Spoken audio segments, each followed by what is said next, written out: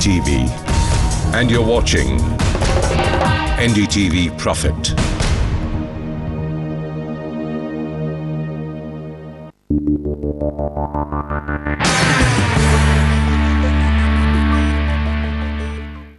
If India seems to be facing an economic slowdown, the $3 billion Godrej Industries Group seems to be standing strong.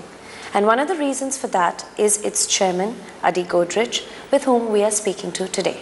Thank you so much for joining us, Mr. Godrej. Good to talk to you. Very tough times for the Indian economy at the moment.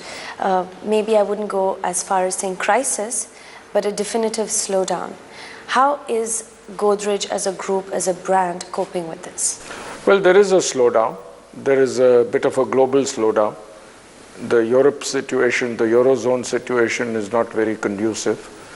And our reform process has slowed down. So I think if you look at all together, clearly GDP growth has decelerated. I think it's important that we get the reform process going because it is quite doable to get the GDP growth back to 9%. And our group is doing quite well. We grew by around 30% on the top line last year and a similar growth on the bottom line for the group, for the Godrej group as a whole. And we continue to do reasonably well.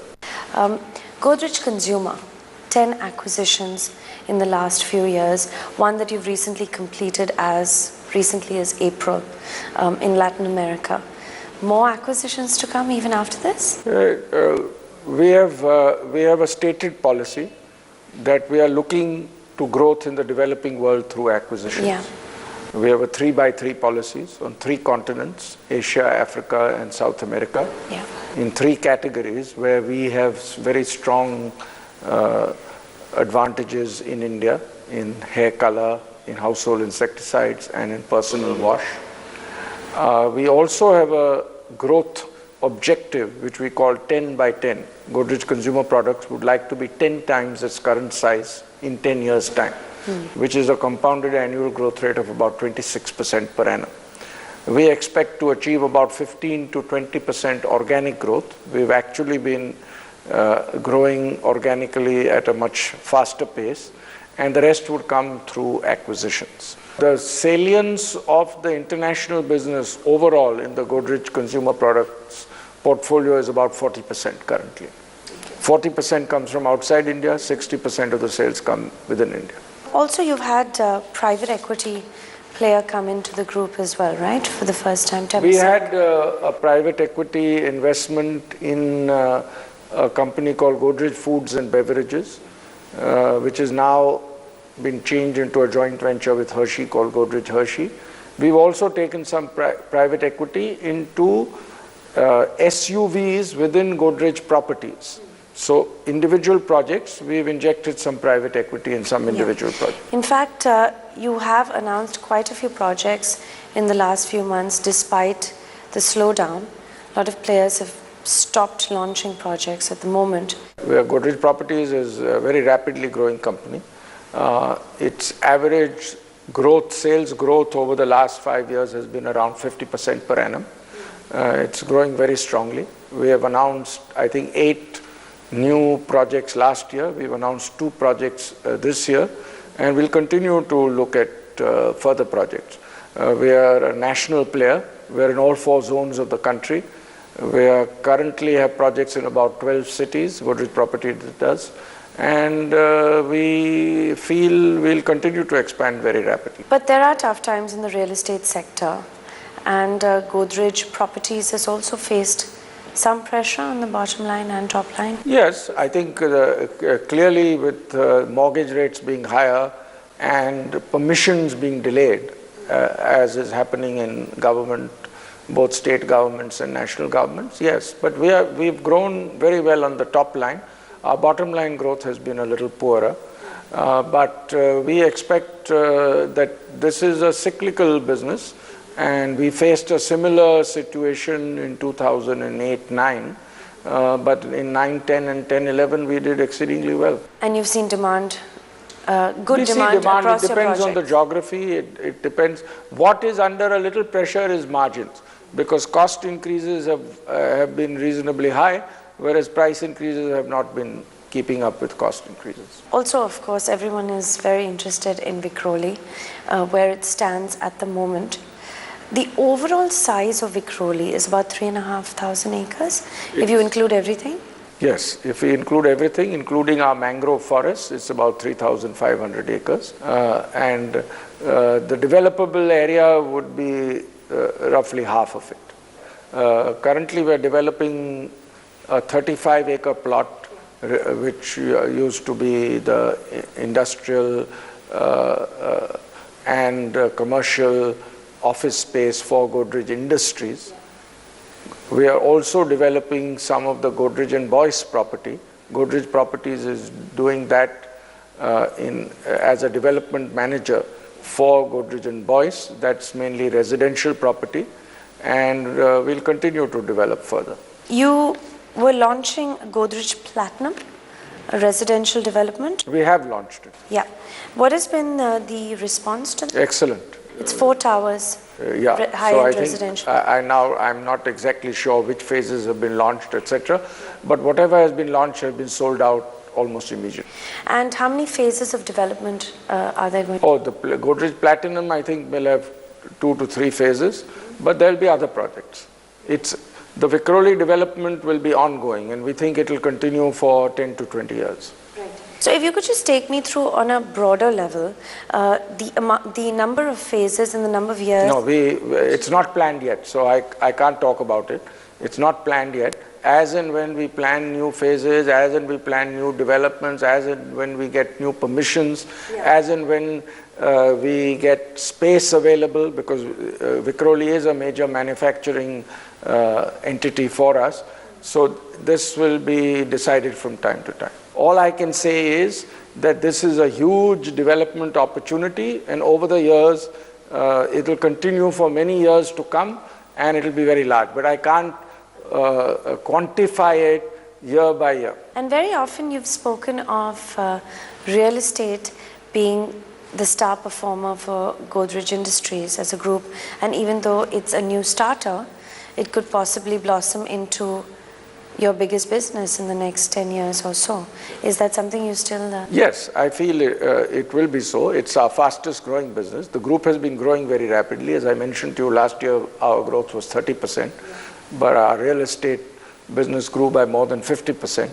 And it will be faster growing than our other businesses. And it's quite possible that in, say, 10 years' time, it might be our biggest single business. Also the rates in Vikhroli. I remember the last time I spoke to you, I talked about 8,000 to 10,000 rupees, but you said it would be substantially higher by the... I think current rate at which the Godrej Platinum has been booked is around 14,000 rupees a square foot.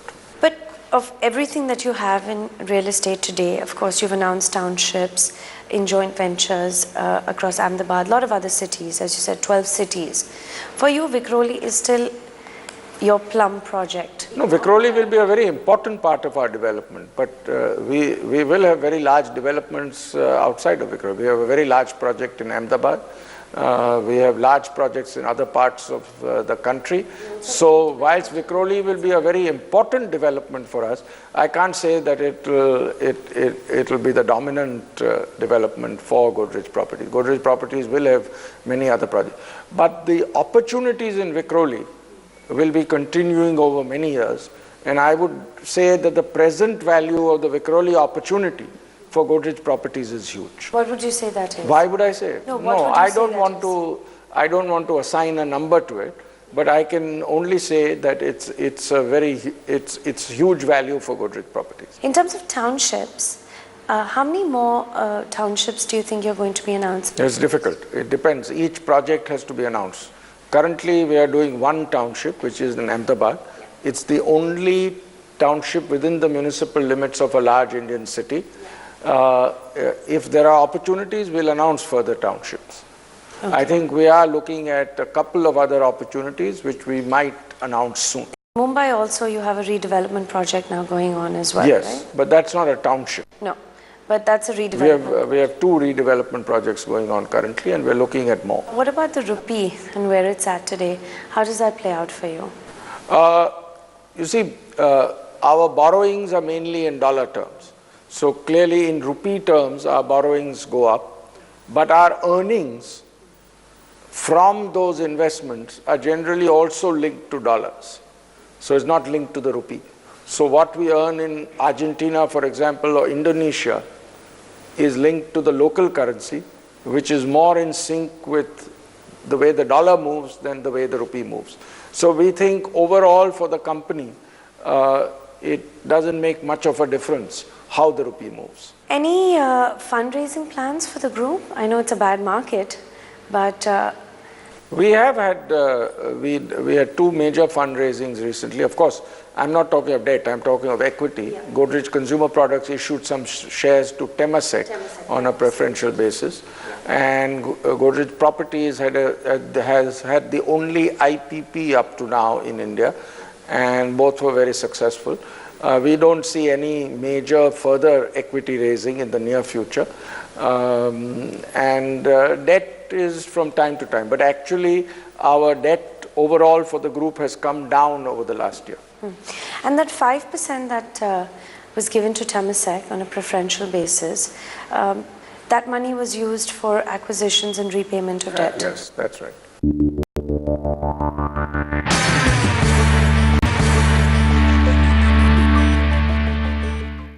Is there any more fundraising that you're going to do, even on a project level, say on any of your residential projects? Well, in Godrej Properties, we're always raising funds for projects. So that's a continuing activity. It's a weekly activity. Also, Godrej Properties has entered into development agreements with Godrej Industries. On profit sharing. And with Godrej and Boyce. And with Godrej and Boyce. How is that structured? So it's like the development agreements we enter into with any landowner. Godrej Properties does joint ventures with landowners, including group landowners, and we share in the profits, or we have a development manager fee. So for example, with Godrej and Boyce for Vikhroli, we have a long-term agreement where Godrej and Boyce will pay Godrej Properties a 10% development manager fee. The advantage is Godrej Properties doesn't have to invest anything. The investment comes from Godrej Properties, but from Godrej and Boyce. And Godrej Properties, with its expertise in marketing, sales, etc., does that very efficiently. So it's a win-win for both Godrej and Boyce and Godrej Properties. And for Godrej Properties, it will be a huge opportunity for the future. And with industries? With industries, it's an LLP being formed to share in the profits. So Godrej Properties will do the investment there, and the profits will be shared 60-40 between Godrej Properties and Godrej Industries. And this is despite the fact that Industries already holds so much... Yeah, that's a shareholding. Shareholding has nothing to do with an agreement. You know, Godrej Properties is being spearheaded by your son, Pirosha. He is the managing director since 1st of April, yes. Since 1st of April, which is quite a responsibility in quite a short time. He's been part of the company now for, say, 5 years, or is that? Well, a little more than that. He first joined as a management trainee, and then he went back abroad to complete his MBA, and then when he came back, he became an executive director, and now he's been promoted to managing director. Has that been strategic, or just because your daughters are older and got into different roles that he's been put in the properties? See, we are a very professionally run organization, and family members who join the organization have to be professionally qualified. So all my children are very highly professionally qualified. No, what I mean is, has it been strategic to put him as part of properties? Because even though properties is no consumer yet for you, it's going to be a huge business for you going forward. No, nothing. First of all, my children have decided what they would be interested in from time to time. And then they've been assigned roles accordingly. And then their promotion has come based on their performance and their capabilities. Your daughter Nisaba is involved in HR. Not just HR, she does a lot of things. HR, innovation, she's very involved in the strategy for the group. She is very involved in restructuring of the group. So she is involved in many aspects of the group. And Tanya's role currently? Tanya is very involved in marketing, in the Godrej brand, in our strategic marketing group, in corporate communications, and she also is the chairman of a small company in the group called Nature's Basket. All my three children have executive roles in the group. But she has an executive role in the company, right? All are on some board or the other. Okay. Yeah. So Pirosha is on the board of Godrej Properties. Nisa is on the board of Godrej Consumer Products and Godrej Agrovet. Tanya is on the board of Godrej Industries, Godrej Consumer Products, Godrej Agrovet, and all of them are also on some boards of smaller companies in the group. And you have other children also who have come into the group, right? Of your brother? No, my brother's children are still studying. The only person from the fourth generation who has worked in the group other than my children, because my children are much older, is my cousin Jamshid's son Navroz, but right now he is gone abroad again for further education. But he will come back as... Yes, he will come back. He is already on the board of Godrej and Boyce. So that's where his role will be also? Yes, when he comes back? Likely. But the future will... It evolves. It evolves as they go along. What about other how many youngsters, children and cousins and how many youngsters are there in Godrej? In the fourth generation, there are 10 of them. Yeah. But not all will necessarily join the business. Yeah. Currently there are 3, which are your children. There are 3. There's one that's gone abroad. Yes, that's right. Anyone else training to be in the group? No, the others are still studying. Okay, so they're still much younger. Or are working somewhere else, or doing something else. Yeah. But there's room for everybody to be part of it if they choose to be so. Yes, so long as they're professionally qualified. As long as they're professionally qualified. And are interested, naturally. Of course. Yeah, not everybody is interested. I mean, ownership, management, all these are very separate and management issues. are separate issues. Yeah, which you've now chalked out for a while in terms of them being separate issues. Yes. And you've also said before that as far as you and the family is concerned, it would be a more strategic, board level, executive roles, yes, but it's a professionally run group. Yes, absolutely. It's professionally run, and the family should be more in a supervisory role. The family can have executive roles, but generally the family's obligation is to provide governance, supervision, strategy for the group. And you have a family council as well. We have a family council. Yeah. What is it just basically it just supervises corporate governance and talks about strategic broad level issues, or? Well, we don't discuss what we do in the family council publicly. It's a private family council. Okay. Let's move away then from the corporate level to the broader economy. India is facing several challenges, as we've seen, economic slowdown, GDP growth being affected, inflation still not under control. Is this one of the toughest times you've seen, the toughest cycles, compared to say even 2008, 2009? No, not at all. I think if you look at the economy that I've seen in the 60s and 70s, etc., growth rates were 3%, etc. First of all, the opening up of the economy in 1991 was a major event which has put us on a high growth path. And clearly we are under stress, as I mentioned earlier, because of the global issues and some of the domestic political and coalition issues. But we have the opportunity to get back to a 9 to 10% growth rate and resolve a lot of our problems quite easily. For example, if India is to pass the goods and services tax legislation, we will add 1.5 to 2 percentage points to our growth rate. So I am very hopeful that reform can come about. There's a lot of things we need to do. Some of them are difficult.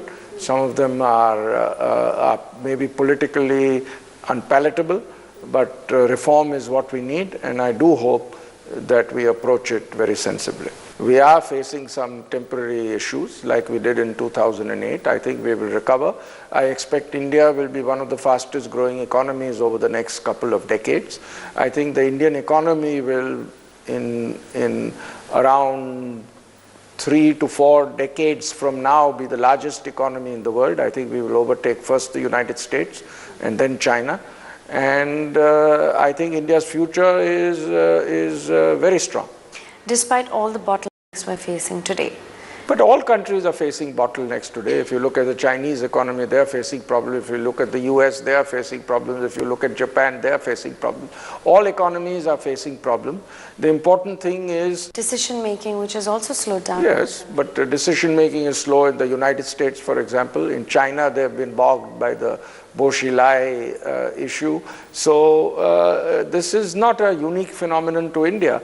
But the great thing is India has the opportunities for reform, which can put us back on a very rapid growth path. From your point of view, what is the immediate reform that needs to take place? You talked about goods and services tax. What are the other 1 or 2 things that you might... I think the goods and services tax by far is the most important reform that we need. I think the direct tax code, the new company law bill, opening up foreign direct investment in various sectors like multi-brand, retail, aviation is an important reform, and cutting subsidies is a very important reform. So there are several reforms, but the most important by far is the goods and services tax. Before I wrap up the interview, Mr. Godrej, as I said right in the beginning, that your group seems to be holding strong even through challenging conditions. Your vision for Godrej Industries 5 years down the line is what? I know what the vision for individual companies is. For example, you talked about 20,000 crores by 2020 for Godrej Properties. You've talked about objectives for Godrej Consumer as well. But the overall vision for the group? The vision for the group as a whole, the Godrej Group as a whole, is also 10 by 10, just as it is for Godrej Consumer Products. Okay. 10 times in 10 years. And some of our companies will grow slower than that. Other companies we expect will grow faster. For Godrej Consumer Products, which is the biggest single business currently, we expect it will grow at 10 by 10. So 10 by 10 is the vision for the group. Have you thought about, I know you're very young still, but have you thought about retirement at all? No, I'm not very young, and certainly I think about retirement. Very clearly, I've already delegated a lot of my responsibilities to both professional managers and professionals in the family. Very clearly, I have thought of it. Even if I've decided, I'm not going to publicly talk about it. If you did retire, whenever you choose to, would you think about entering politics at all? No, I have no plans to enter politics. That doesn't motivate me. But I have taken on responsibility as president of the Confederation of Indian Industry this year. So this year I will spend a lot of my time on that work. Okay. Well, thank you very much, and good luck on your new role as well.